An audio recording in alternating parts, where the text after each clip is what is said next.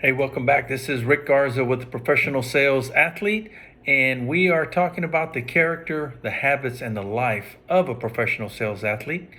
I've recently gone through the 5 declarations that define what makes up a professional sales athlete, and I think it's important we add some meat to those principles so you can see how it's been applied, at least in my life and in others, I'm sure, as you hear this story I'm about to share with you.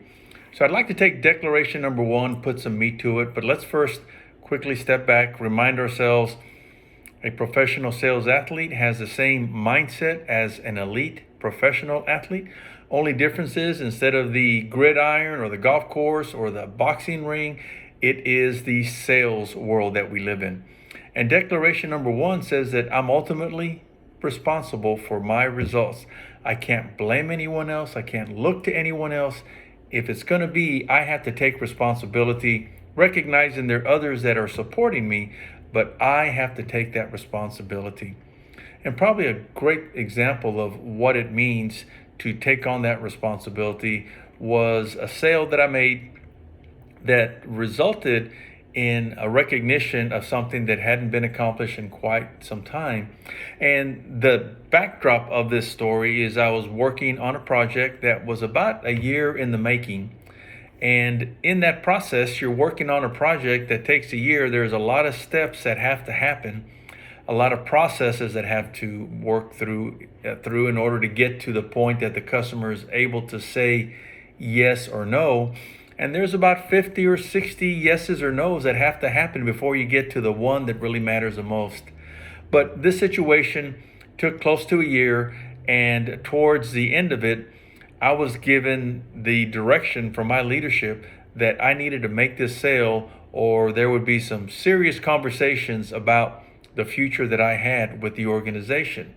In spite of all the efforts, in spite of developing the relationships and the timing of being able to get to the 49th yes, if I didn't get that 50th yes on the books, it wouldn't result in a sale, and I would have to accept that responsibility, and I was willing to accept it.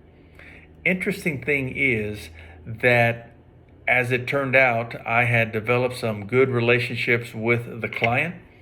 The client informed me that we had someone on our board who was a close business partner of the key decision maker of the organization that I was selling to. So with that information, I was able to leverage that relationship, go to the leadership of the organization that I represented. We then went to that internal business partner who reached out to the ultimate decision maker that could say yes or no. And we had everything lined up. The thing about it is it had to line up in a way that it resulted in a point that the decision maker could give us the ultimate yes, and because of political pressure was set up so that it could be justified and it could not be challenged by the competitor. So taking on declaration number 1, which is I'm ultimately responsible, I developed these relationships. I was able to leverage it to get key information, but then acted upon it. And then my leadership was able to then get in front of the right people. The net result, we went in front of the board. The decision was made to move forward with the company I represented. And I went from number 82 out of 83 sales reps in the year to number 1 in the region, all in a matter of a week. But was it a matter of a week? No, it wasn't. It was a matter of 49 yeses, of working through the process, of working through the technical specs, of building relationships to be able to sell the value of what I represented as an individual, but also what the company represented. And it resulted in the first ever integrated sale of a large city and county organization that had been accomplished here in the state of Texas.